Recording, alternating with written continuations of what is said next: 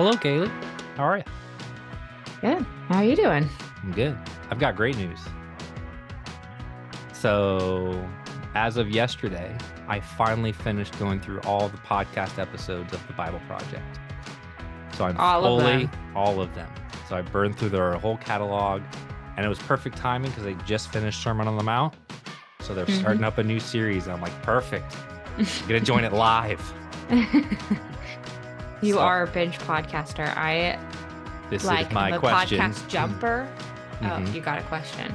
Well, just to lead right into that, could you tell our podcast listeners how many podcasts are you subscribed to? No.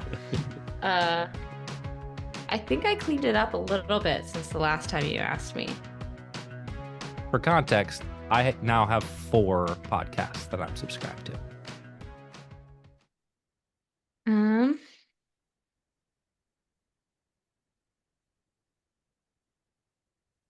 I have a total of 94 podcasts that I'm subscribed to. So we're two In different my, types of podcasters. yeah. In my defense, some of them are no longer running, but I have the idea of going back and listening through all of their old episodes.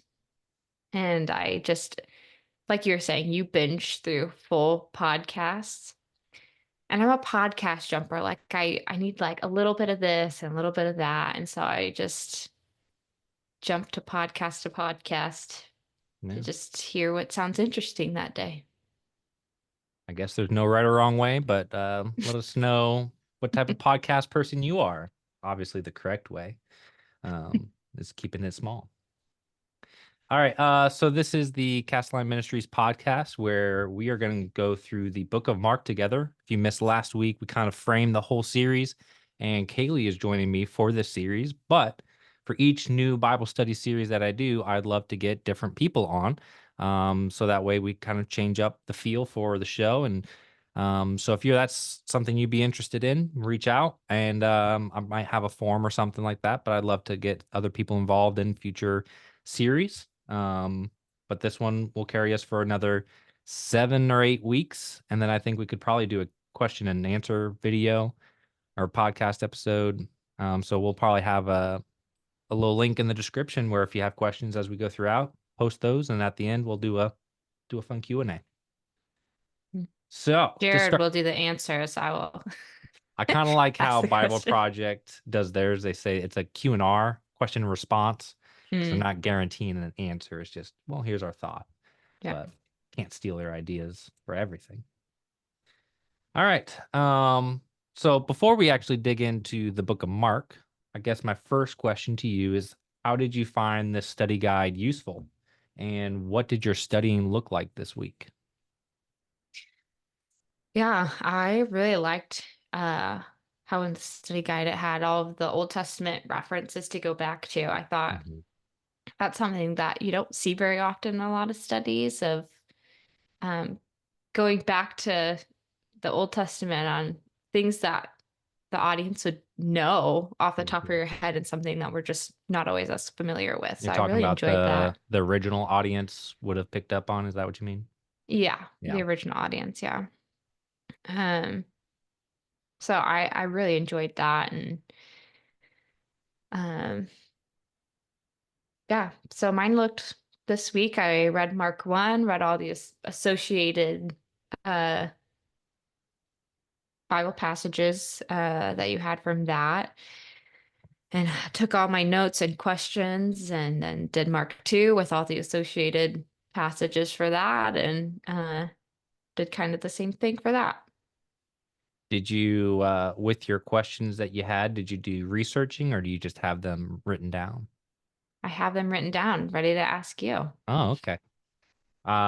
It's always so I'll share how mine kind of went, and I'd gone through this series once before just to make sure everything made sense. Mhm. But this time around, like you, I just read through Mark 1 and 2 first, just to kind of like, here's what's going on. And then as I went through a second time, writing down those questions, going back to those passages when they relate to where they connect. So that way I have a bunch of questions and I write down my notes.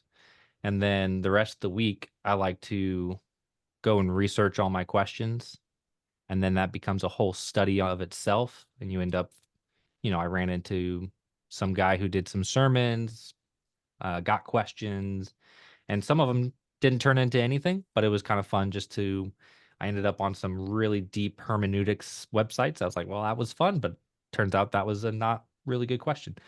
So that's why I always encourage people to do, but you have the benefit of we're on a podcast, so you'll get some of your questions answered. So, yeah.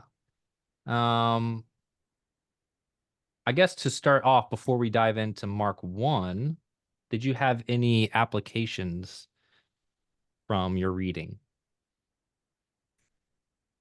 For those listening, application is on the Bible study form. It's not highlighted as like the most important thing, it's down at the bottom, but sometimes as we're reading the Bible, ideas come to us like, oh, yeah, I need to apply that to my life.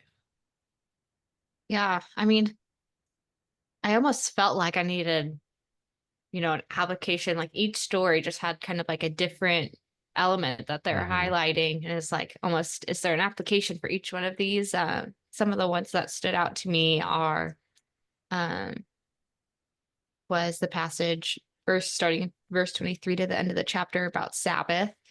Because, I feel like that's a big question in Christian circles today is, do we Sabbath? Do we not Sabbath? And How do so you Sabbath? how do you Sabbath? Right. And so that was a big one that kind of stuck out to me um, just from reading that. Mhm. And the other big one that stood out to me um, was also chapter 2, the section 13 through 17, when Jesus was hanging out with tax collectors and sinners, and Mhm. some of the scribes of and Pharisees were kind of questioning him on that. And Mhm. um, that passage, those who are well have no need of physician, but those who are sick, I came not to call the righteous, but the sinners. I felt like that was just um, a little bit convicting on how often I just kind of want to hang out with people that Mhm. kind of are within my own beliefs and uh, not always reaching out to people who may be like the least of these or kind of on the margins. And how do I do that well Yeah. as As part of a Christian? my, not this what that I'm doing, but my real daytime job, which is working in a school district, I actually get to drive around to all the schools in the city. And so I'm driving through some of the not as nice parts of the city, seeing a lot of homeless and people with clear issues and drug issues, and you look at kind of the brokenness of the people and situations, and you're like, if Jesus came back, he wouldn't be hanging out with me and my friends at church. He'd be down here ministering to the people that need him. Hmm. So, I've grown up in church my whole life, and I've never seen like that was a clear miracle. Wow.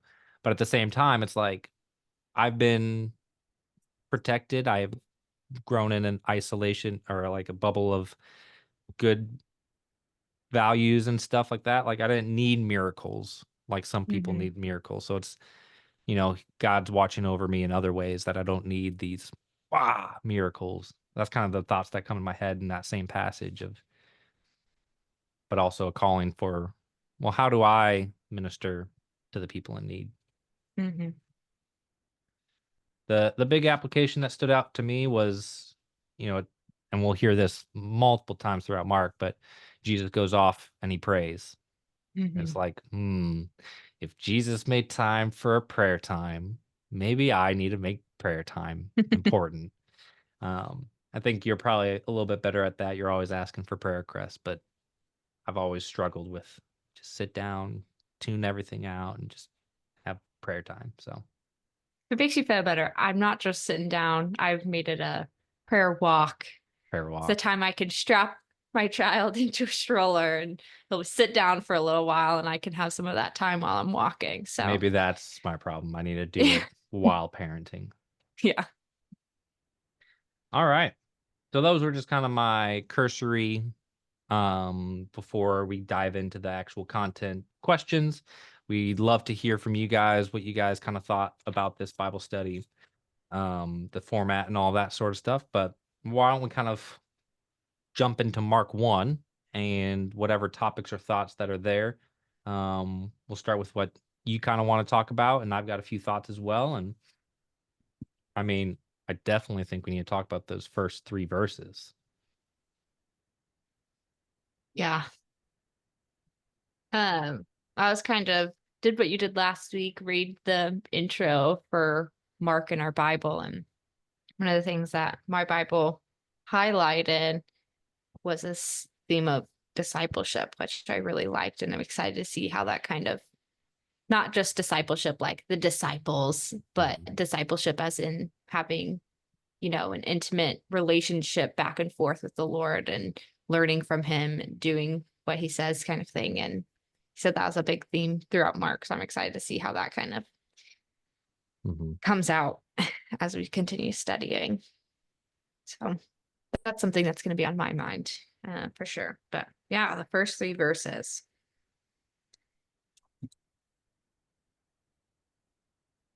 Did you catch? So for those first 3 where he quotes the prophets, I had you go back and read from Isaiah and Malachi.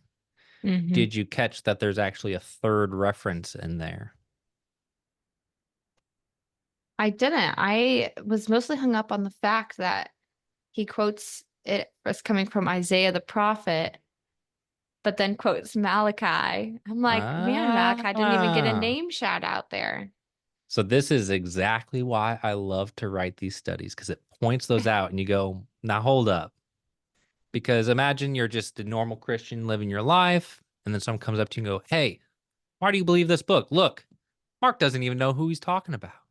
You'd be like, oh gosh, I don't know.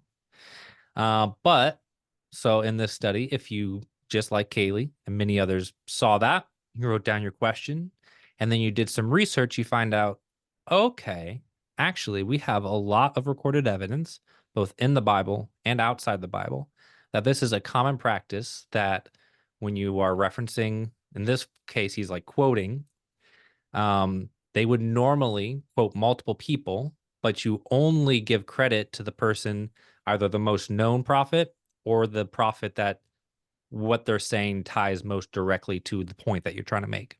So it's a very common practice to include multiple people, but only give credit to one.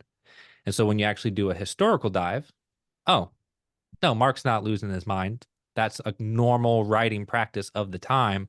And that just actually adds to the historicity of this as being authentic.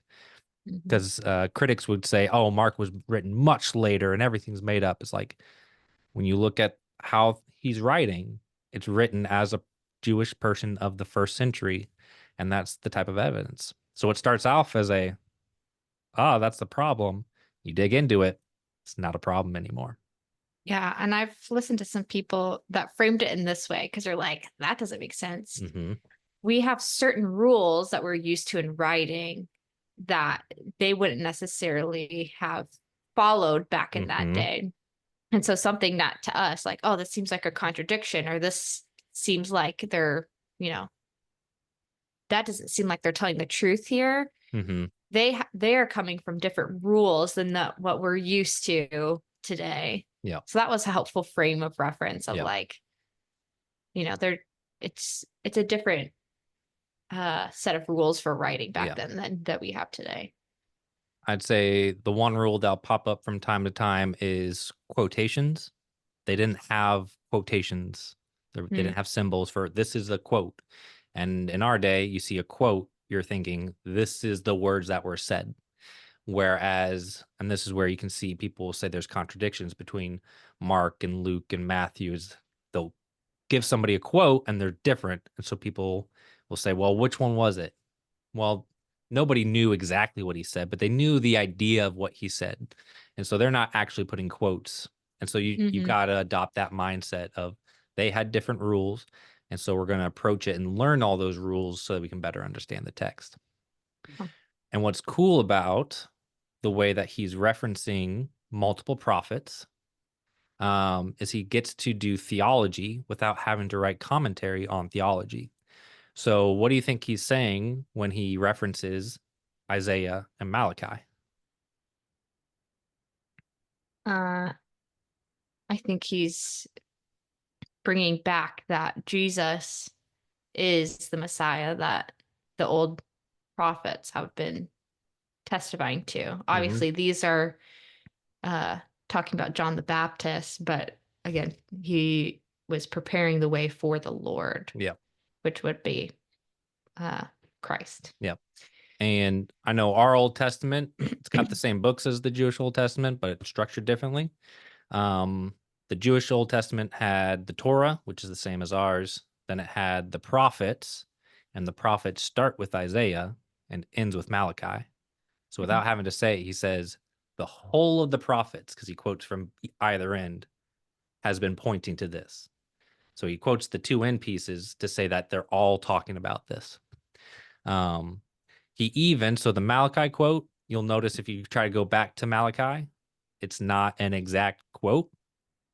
It's because he's pulling some of the wording from Exodus when Moses was telling them that God will send an angel ahead of you. So he's pulling from Exodus as well. So you get a bit of a Moses in there as well. Mm. Interesting. I didn't catch that. Yeah, my Bible actually does point to the Exodus. My other Bible does not. But some research pointed that out to me, and I thought it was really cool that Mm. there's a hidden little third bit in there. No. Um, and then so again, Mark is very light on commentary throughout, but he gives those quotes. It says, "There comes one in the wilderness crying out, 'Prepare the way for the Lord.'" So as you mentioned, this is talking about John is there to prepare the way for the Lord, which would be God. And who does John bring in? Jesus. So it's putting Jesus in the slot of God. And so he's able to make that point of Jesus is God without having to come out and say Jesus is God. Mm. Again, it's the writing style of the time, very minimal commentary. They use the Bible to make that commentary. Mm. We could spend a whole podcast episode just digging into those first three verses. What's something else you got in Mark 1? Yeah. Questions or I mean, I thoughts? don't know Fire. how like deep you want me to go, but the first thing that came to mind was John's, baptizing people. And I've always been kind of confused on like why was he baptizing people before Jesus even came? Mhm. Like, was that like a practice or Mhm. anything like before that they would have known? And how does Mhm. that change after Jesus? And Mhm. Now, this isn't something that I researched just this week, but I do remember, and maybe this is in Bible Thinkers episodes when he does the Mark series. So it's been a while since I've listened to it. But baptisms or cleansing washes is a common practice in that time. Um, and there's lots of like Pharisees had their own version. There was, I'm blanking on the names, but where the Dead Sea Scrolls were found, whatever that group was called. I forget what they were called. They were kind of like an isolationist group. They had their Mhm. own baptism rituals. I don't know if it was called baptism, but cleansing rituals. Um, but there's all sorts of symbolism in the Old Testament about the waters and how being delivered through waters. So there's a whole bunch of connections any Jewish person would have had to the idea of going down and up. Mhm. And then particularly if you're talking about the Jordan River, that's invoking the Israelites coming into the promised land. Mhm. So Jesus getting baptized in the Jordan kind of calls back to that, bringing humanity into the promised future. Mhm. Um, you had that Elijah did that baptism for the one commander in the Jordan River. So there's all sorts of significance that people would have found. Mhm. Um, I'm sure there is more out there on that topic, though. It is an interesting one that people can dig into. Yeah. So if John is doing a baptism for repentance and the forgiveness of sins. Hmm. Then why did Jesus need to be baptized? I think I did look into this one, or at least it popped up in something. Let me see here. Well, let's look at what Jesus says, right? Is it in this Mhm. one?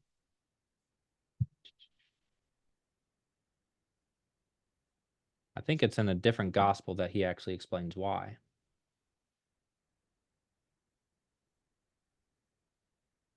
Maybe we'll have to jump over to that. What do you think, Matthew? That's why I'm looking. So you could look somewhere else. All right, so Matthew 3:15.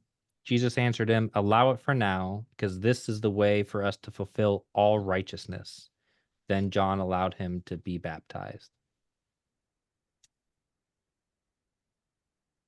So whatever fulfill all righteousness means, I think this is what somebody said, and people can dig into this more, but Jesus is a representative for us. So even though he's not being baptized for the forgiveness of sins, he's taking our place in that act symbolically for that. Um, and it's also a good launching point of his ministry when the the Trinity all shows up. So, Mm-hmm. So it says that the Spirit descended on him like a dove. mhm. I mean, maybe this gets into too deep Trinitarian doctrine, but like, did he not have the Holy Spirit before this moment? Or, I mean, There are some is this, complicated terms that people use to describe those exact questions. yeah. And the short answer is Jesus was never disconnected from God. Mm, And so you have to hold that belief in order for continuity of everything. And there's terms that I forget, but um, you can go down a whole rabbit trail over because the Trinity is a tricky thing because the word Trinity isn't it from the Bible, but it's mhm, taking the concepts that were discussed and putting that together. So, yes, the Spirit was always there, just the same way God had always been there. mhm, Um, but this was a showing. In one account, it seems like it was John that was the one that saw that. In other accounts, it's more vague. So did everybody see it? So it could just be that was visible to certain people for the purposes of getting the account in these mm, gospels. So, yeah. um, and it's another cool thing that Mark does. I definitely didn't pick it up until um, I pulled up Bible Project had a good video on how to read the Gospels. I went ahead in my week and watched that, and they called out not necessarily specifically Mark, but when the voice came from heaven, "You are my beloved Son; with you I'm well pleased." That's another quote that's pulling from multiple places in the Old Scripture. It's Mm, referencing to Adam and Moses, and I forget David. I think was one of them. So there's using keywords there that connect to other people in the Bible. mm. And then Packed, going packed back, full of theology. Go back, pulling it back. because you had us read in, I believe, Exodus or Leviticus about the bugs you can eat. Yeah, What is like, why do they need to tell us that he wore camel's hair and ate locusts and honey? It was like, is there any significance in that, or is it just, the hey, he camel was following the hair. rules? Yeah, the camel hair part. I just heard it or read it somewhere, but that was clothing of a prophet. But I did not go and confirm that or where else it would say that. And then I only had you go back to Leviticus because the first time I read through this, I looked at locust and I was like, well, surely that's unclean. Was he being unclean? And looked it up and oh no, that was a caveat. Locust is fine to eat. And I said, oh, okay, cool. Now I know. So we're gonna have some locusts. Yum. It's really unfortunate they could eat locusts and not bacon back then. But I know it.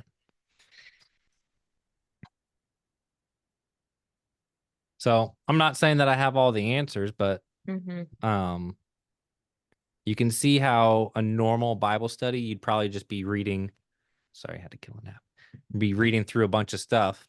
But when we force ourselves to slow down, go back and find those contexts, it drives up all these questions that you wouldn't have noticed. Most of the time, you just go, yep, that's John, the camel hair wearing person, moving on to the next part of the story. But when you're being intentional and writing things down and jotting questions, all these things are popping, and you're like, is there something significant to this? And that's where sometimes there is, and sometimes there isn't. Yeah. Anything else with the baptism of Jesus that you wanted to highlight? Just that. So after the baptism, so it's kind of interesting. Israel comes from the wilderness, crosses the Jordan into the promised land. Jesus goes to the Jordan, out to the wilderness. Mark has a very short account of the wilderness testing. But well, it's 40 days, and Israel was out there for 40 years. I don't know if that's a play on that. You're pulling from, because in Mark, oh, there it is, 40 days. Yep. So again, tying that idea back to, Israel being tested, Jesus being tested. And then it says the angels were serving him, and he was with the wild animals. You can think about that, brings you to an image of like the lions and bears are just hanging out. It's like, oh, it's Jesus. And they're not like attacking him. It's like, Jesus is another Adam, without having to say it.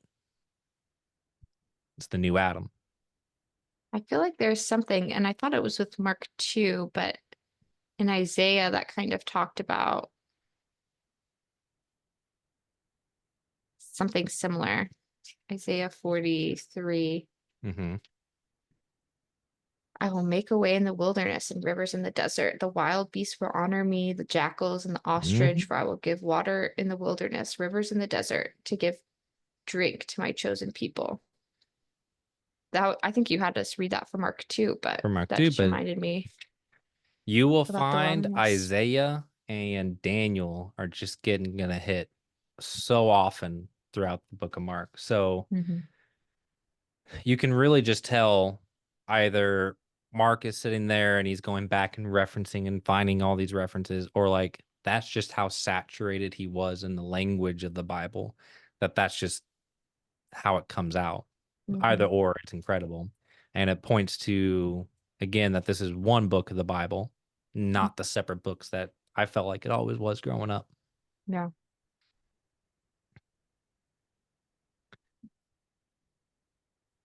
Let me come up with something. So let me give you an example of where I wrote down a question. I thought I had something. I was like, oh, this is an interesting fact. And then the more I dug into it, it turned up to be nothing. So this was the first time that this caught my attention because I'm reading with the Christian Standard Bible this time around. It's a newer Bible of mine. So the translation, what's the verse? We are in Mark 1, verse 21. And so I did a whole comparison of all the translations. And so depending on which translation you have, it reads differently. Mine says, they went into Capernaum, and right away he entered the synagogue on the Sabbath day, began to teach. So my version makes it sound like, so the story following this is he grabbed Peter, Andrew, James, and John. And then my verse says, and right away he entered the synagogue on the Sabbath. So that made me go, hold up. So he invited them, and then right away they went into the synagogue, and it was the Sabbath. Were they fishing on the Sabbath? Was Jesus calling the disciples as they were breaking Sabbath law? And so you do this comparison study of all these translations, and some of them it sounds like, yeah, that's what it says. And then some of them is like, well, no, that one says the next Sabbath. And that's where I went down a rabbit hole. And it's an Hebrew idiom that means on the next Sabbath. So I did all that research to find out, no, they weren't fishing on the Sabbath. So sometimes the process is the point, not necessarily that you got something out of it. Yeah. I mean, you did get something out of it. I did. They weren't breaking the Sabbath yet, but Not they will. All right. So then we start to get into Jesus actually performing some miracles with some healings and Mhm. some deep demon driving out. So I guess we'll finish up with that for Mark 1. Thoughts over those?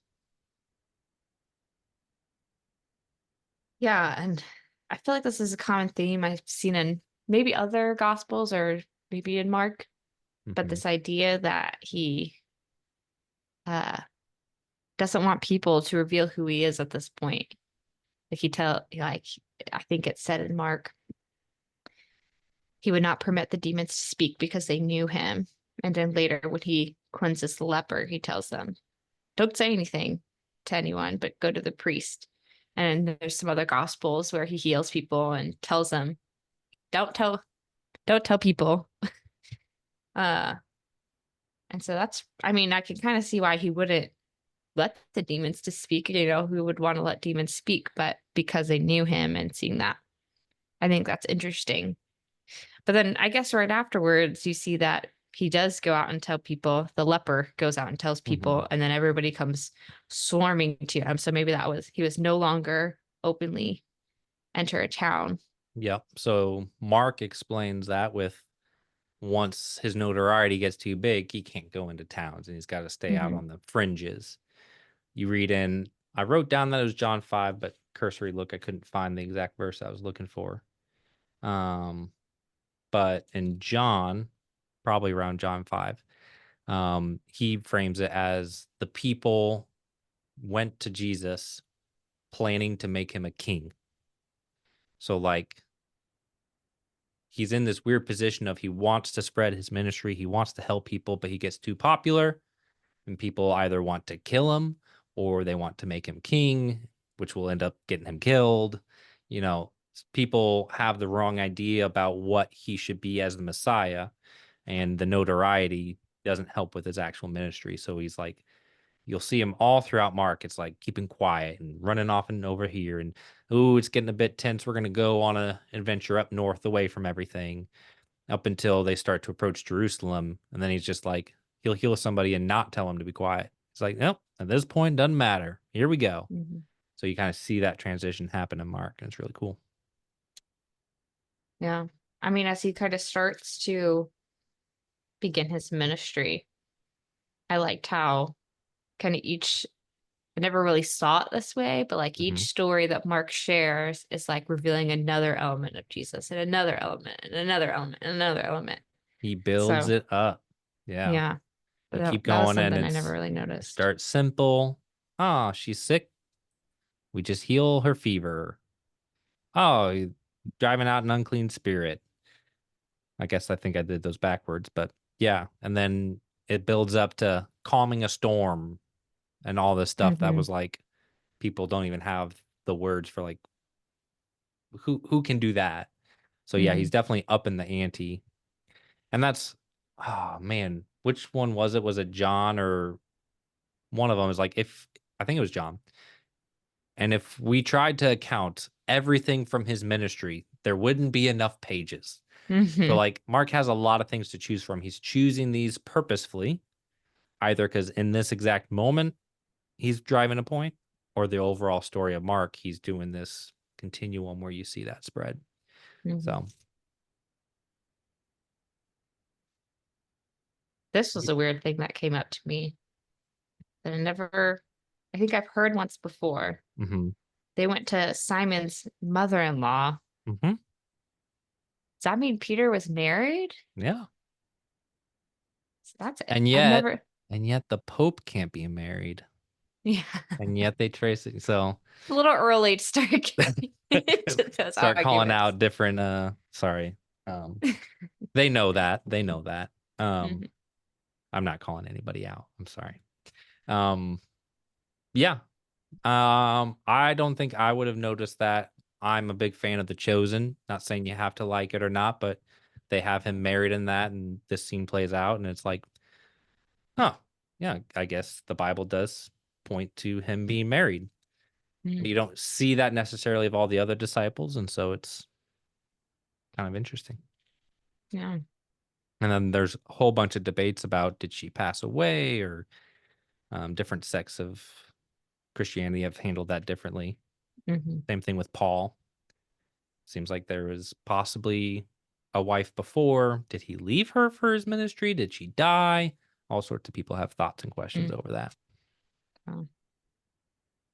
Cool. That is Mark 1. And if you're listening and you still have questions and you're yelling at us, what about this? Just put it in that form and we will get to it at the end. Or I'll come back up somewhere else in Mark.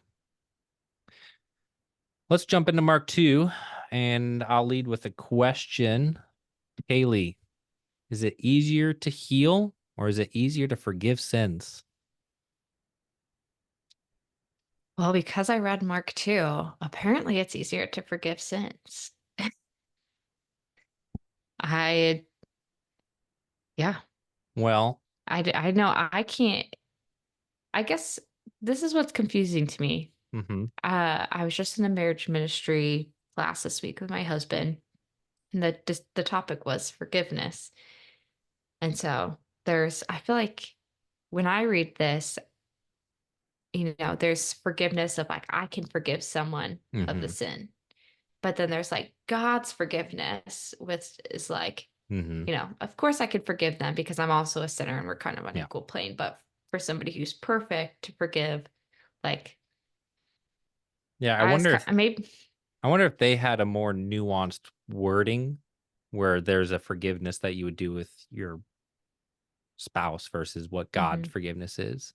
Um, or in their mind, you can forgive someone from their actions, but you can't forgive their sins. They still have, mhm, like, if you sinned against me, you could say, hey, it's all forgiven, but let's still go take that sacrifice to the temple because we got to offer it up. So mhm, God's still ultimately the one forgiving sins. I love this part because it's a riddle. So he asks them, is it easier to tell the man your sins are forgiven or to tell him to get up and walk? So in that scenario, it's easier to say your sins are forgiven because everyone around, they have no idea. To be like, well, I guess maybe. But mhm, if you say get up and walk, now everyone's looking and it better happen or you're wrong. So, but then the other part of the riddle is, well, when you actually look at which one is easier to do, not just say, but to actually do, according to the Pharisees, only God can forgive sins. So it's actually harder to actually forgive sins than it is to heal a person. mhm. And yet And Jesus then does Jesus both. just jumps over the riddle and it's like, which is harder? It doesn't matter. I can do both. I'll do both. Mic drop. Yeah. Yeah. And interesting too, just at the beginning, verse 1, it says that it was reported that he was at home. We would think, oh, Nazareth, but he was in Capernaum, Capernaum. which was Peter's Peter's home. home. Mm-hmm. Yeah. So, Their little home base up in the north. Yeah, you don't get, so when you're reading like the Gospel of Mark, he's framing all the stories. And if you watch the Bible Project, he's framing all the stories. We're up in Galilee, and then we're on a journey, and then we're in Jerusalem. And so mm, that's what it seemed like his ministry is. But in reality, when you take the other Gospels into account, it's a 3-year ministry around, at least, I think they say. And he's gone down to Jerusalem before. There's actually accounts where it's a festival. His family's like, hey, you coming down? And he's like, no, I'm not coming down. But then he does go down. He just didn't want people to know he was around because it caused problems. mhm, So he's been down to Jerusalem and stuff like that. It's just Mark is framing it all in the storyline of up here in Galilee on a journey and then at Jerusalem. So mm, there was probably a point to why I was saying all that. Capernaum, because they were in Capernaum and that was their home base. mm. That's where I was going at with that. What questions do you have in Mark 2? I bet there's a couple that are going to come up here soon because I had to look Um, some up. yeah, I mean, I thought it was I mean, as he calls all the disciples, I'm always kind of curious of like, you know, what about going with Jesus was so enticing? Like if somebody, I was sitting at work doing my job and somebody came up to me and was like, hey, come with me.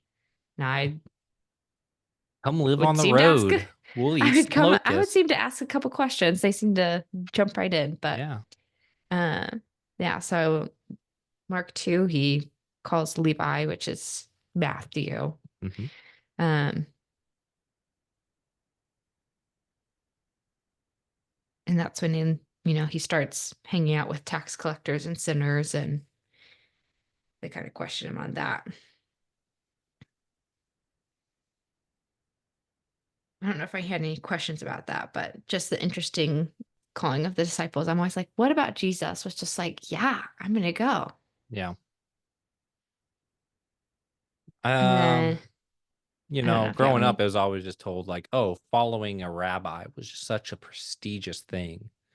But I'm like, still, you got James and John leaving their family business.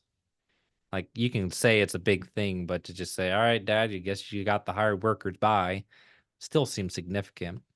I think Mhm. what's, the context, Jesus' ministry has already started. These people probably already knew about Jesus. And so they were probably already sold. Levi is a more interesting case because when you get the historical context, like taxpayer meant something to the people who read this. Taxpayers, they paid Collectors. collectors, they paid money to get their position, and then it was totally legal that they overcharge people so that way they can kind of make back what they paid to get that position. So they are not liked by people, even though Levi would have been Jewish. The Jewish people would have saw him as a betrayer, and A so sellout. a sellout. Yeah, and so it's really interesting when you got people like that, and then later on you got Simon the Zealot. You got zealots who would have hated tax collectors and a tax collector as his disciples with fishermen. It's just like not the people I would have chosen, but Hmm. so cool. Maybe next time around he'll pick an educator and a stay-at-home mom. uh, yeah, going into the next section about fasting. I'll be honest, verse 21 and 22 always kind of confuses me. Mm-hmm. Mm-hmm. Uh, I know that I've heard it's about like the old covenant and the new covenant, but it just kind of seems to like come out of nowhere, I guess. I don't know if you have anything like So to let's read it for provide our context on that. audience. Let's Yeah. see here, starting at 21. And actually, we're going to start at 18. So we get the context. Hmm. Now John's disciples and the Pharisees were fasting. People came and asked him, "Why do John's disciples and the Pharisees' disciple fast, but your disciples do not fast?" Jesus said to them, "The wedding guests cannot fast while the groom is with them, can they? As long as they have the groom with them, they cannot fast. But the time will come when the groom will be taken away from them, and they will fast on that day." So far, I think we're all good. It's like Jesus is here. No need to fast when I'm here. Stuff's going on. They'll fast later. So that metaphor makes total sense. And then, like you said, I've always read 21, 22, and I go, that's out of nowhere. But we keep it in that context, it'll make sense. No one sews a patch of unshrunk cloth on an old garment. Otherwise, the new patch pulls away from the old cloth, and a worse tear is made. And no one puts a new wine into old wineskins. Otherwise, the wine will burst, the skins and the wine is lost, as well as the skins. No new wine is put into fresh wineskins. So the easy part is okay, I get why you don't put a new patch on old clothes. Like it shrinks, get a worse hole. How does that connect to this story? And I think the key is that it's bringing up both John's disciples and the Pharisees. So even though John's disciples would have kind of been like, we're on this new train, they're still doing the same fasting practices as the Pharisees. The only required fasting for Jews was based off holidays, so it's only once a year or something like that. But they had developed their own rituals of fasting twice a week. So even though John's disciples are like, oh, we're part of this new messianic movement, they're still doing the old things. And Jesus is coming along and he's saying, this is new, but unlike John's people who are still doing the old ways, you can't just keep doing the old ways. This is going to change everything. And so we can't just keep doing the same process. So it is about the new and old covenant, but it's kind of pointing to how John's disciples are still in that same mindset of follow those rituals. And Jesus is like, it's not about the rituals. It's new, and we got to get out of that, or it's just not going to work. No. And that points to how the Old Testament, you can't look at it as if you just follow these rules, then you're good, because the rules don't cover every possible scenario in life. You look at it as wisdom. What's the wisdom of these rules? And now, based off that, how do I make this choice in my life? That's what Jesus is always pointing to. That's what Paul is always pointing to. So that's why we're not under the old covenant, but we're still following the wisdom of it. No. And then after going against the old covenant and fasting, now he's coming against their ideas on Sabbath in the next section. Why is Jesus so controversial? Yeah. So then, yep. Nothing's changed. Nothing's changed. Countercultural. Yeah, he wraps it up with, so Mark 2 wraps up with his disciples are eating on the Sabbath. And then he references, so I'm interested on your thought about this. He references back to David. Did you have any thoughts about that story? Because there's another part of that where critics are going to point and say, Mark doesn't know what he's talking about. Did you catch that?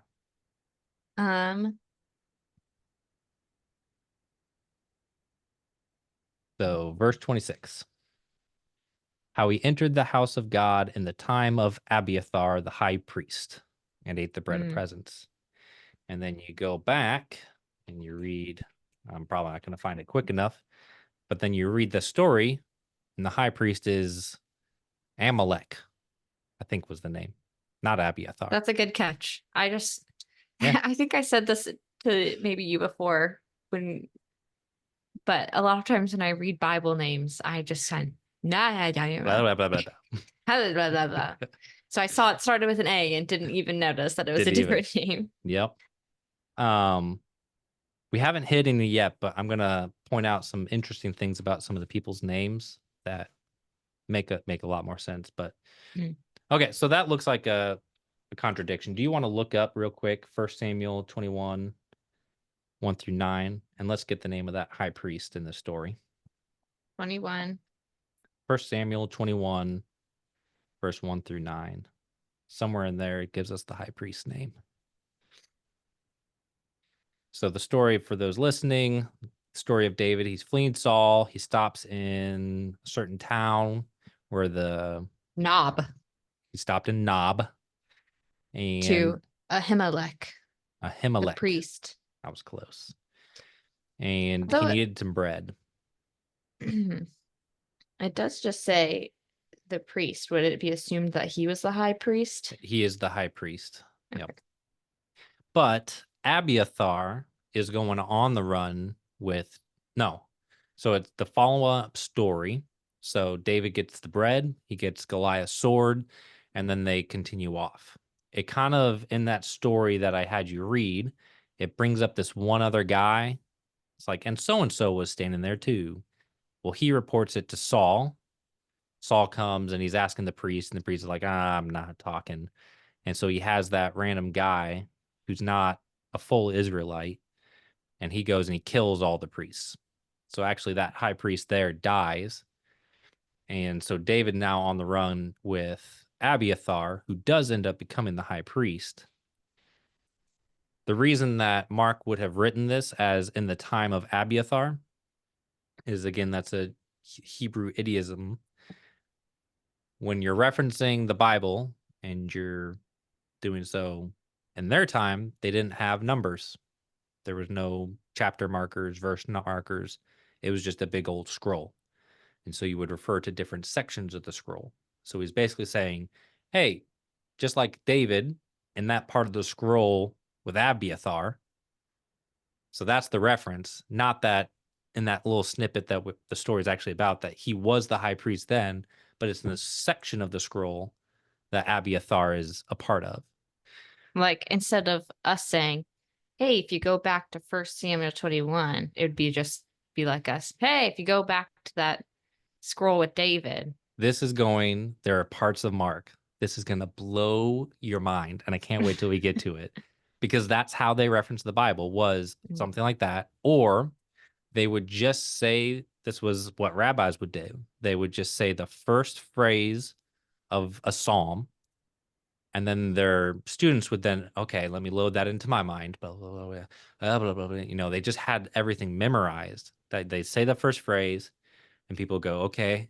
And now they know what you're working with when you do your little spiel. Mm. So totally different context of how they reference the scripture.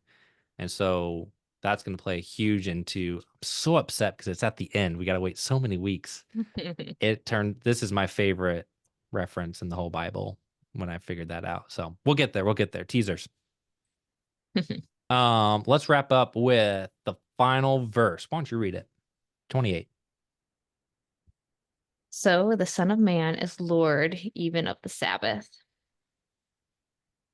Son of Man. What did you think when I had you go reading Daniel 7? Did you think it was a mistake? I don't think I actually had Son of Man underlined in Daniel 7. So immediately it caught my eye. And I was like, oh yeah, this is why he's having me read it. But then I'm reading it and I'm like, you get to the part and it's like, and I, Daniel, was troubled by these things. You're like, I'm troubled by me these too. things. Yeah, right. It's actually such a cool part of Daniel. But let's first talk about the phrase Son of Man, because it's kind of interesting. Jesus references himself as Son of Man constantly. He actually did it earlier in verse 10. So you'll see him referring to himself as Son of Man.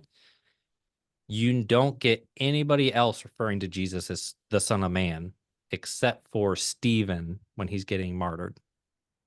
That's the only other time. Because it's kind of in the Old Testament, most of the time, Son of Man just means a human. Like that's the face value reading of it. And then you just have Daniel, and I think some of Ezekiel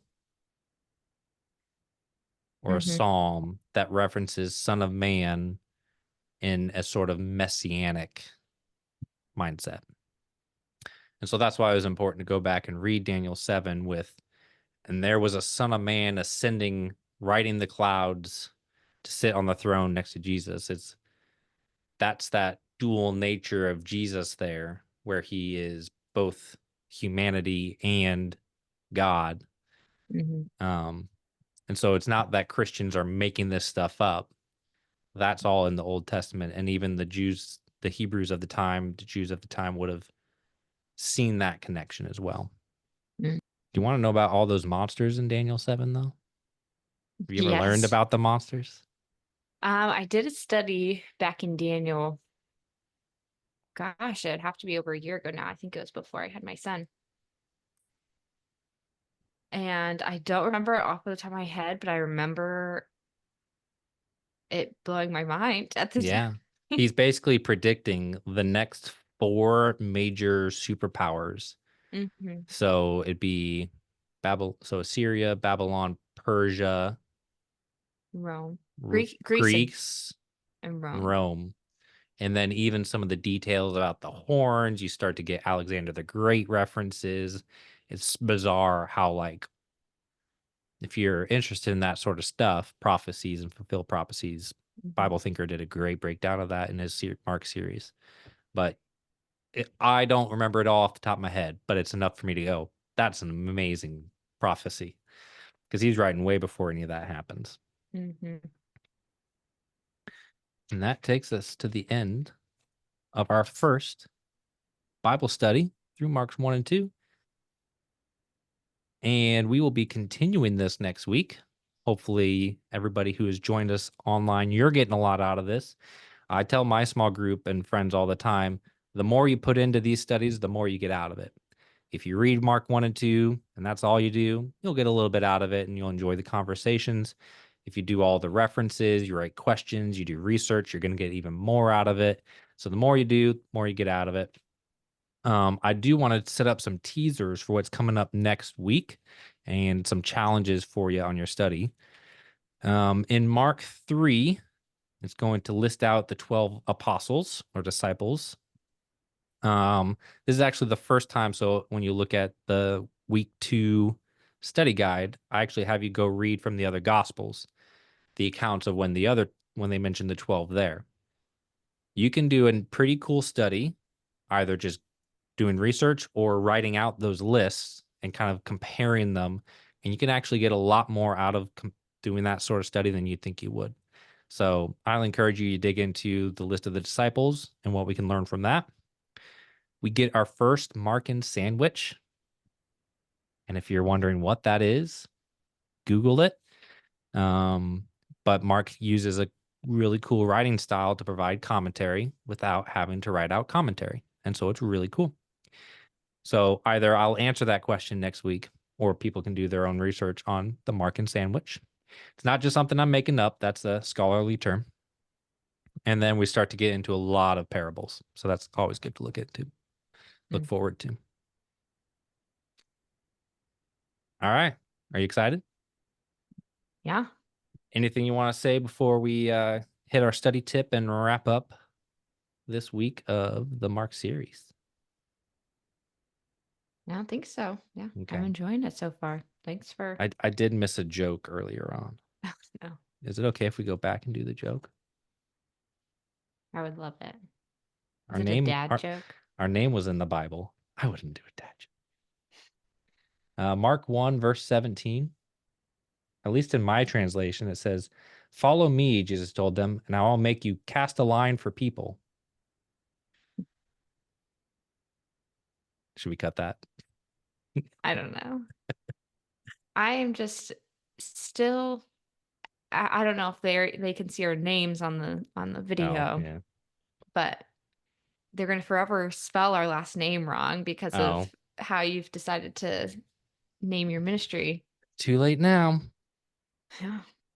All So right. if we asked, he didn't get enough misspellings before. At least it won't be mispronounced. True. Before we leave, thank you all for who are joining us on this podcast. And if you want to consider contributing and supporting us, there are links in the description on our website. We'd really appreciate that. To close us out, I do have a study tip for everybody. And this is referencing back to one of Jesus's teachings about if your arm causes you to sin, cut it off. I have taken that advice, and it's not necessarily sin, but I've always liked, end of the day, I'm tired. Let me just watch some shows. My brain needs to relax, which means no Bible reading gets done, which means none of the prepping that I could have been doing gets done. I'm just watching shows, which watching a show by itself isn't bad, but binge watching definitely turns into a sin. And so I have to cut off the arm. And so to make sure that I'm not like being tempted, the devices are away. Like even when I'm finished, I'm not watching shows. I have long ago gotten rid of the YouTube app off my phone because the YouTube shorts too addicting for me and I have no self-control. Cut off the arm. And if you do that, you will find that you have time for Bible studies. So figure out what is causing you to sin or be distracted and cut that off. And you'll find out that you have a lot more time. All right. That is my Bible tip for everybody. And thank you all for joining us. Have a great week.